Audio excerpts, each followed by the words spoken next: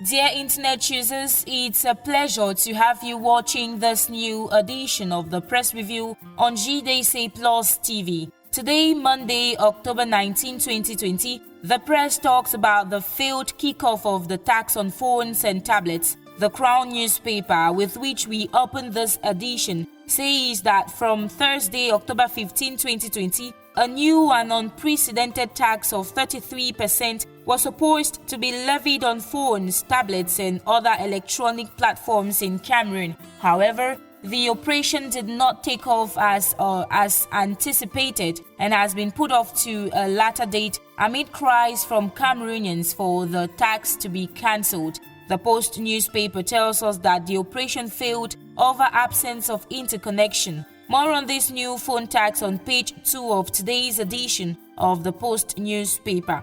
In other news, the Post writes that after losing CFA 156 billion in 15 years, the Port Authority of Douala will save CFA 100 billion thanks to the acquisition of nautical vessels. These equipment acquired at over CFA 5 billion were inaugurated and launched during a ceremony last week in Douala, chaired by the Prime Minister, Head of Government, Chief Dr. Joseph Jongute. It is expected to sustain the competitiveness of the port in the sub-region. For details on this economic impact of the use of these recently acquired nautical vessels, read page 12 of today's edition of the Post. From the Post newspaper, we stumble into the Guardian Post, which carries as main headline, Dian SDO accused of imposing non-native as a Kondo Titi ruler close to 11 elite of the chiefdom, situated in the Ndian division of the Southwest region, are reported to have petitioned the Minister of Territorial Administration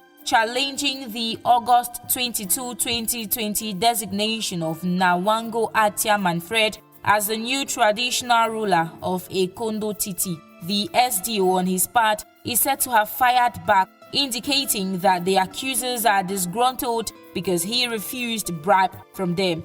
This sounds interesting to you? Grab a copy of today's edition of the Guardian Post and read page 3. Still with the Guardian Post, we learned that the lifeless body of an ENAM student was fished out from the Yaoundé Municipal Lake. According to the story by Maureen Tanyi, the decomposed body of the student, identified as Ondwambida Bad Gael, was removed from the lake in the early hours of Friday, October 16, by elements of the firefighting brigade in the presence of many onlookers. The story continues on page 10. Our next stop in this edition of the Press Review is with The Advocate. The paper headlines on the land issue at the University of Boya, Southwest region. It says the Vice-Chancellor is firm on his stand that no newbie property on the land shall be destroyed. Meanwhile, the Prime Minister, Head of Government, Chief Dr. Joseph Jongute, has indicated that the verdict of the Supreme Court on the case is final.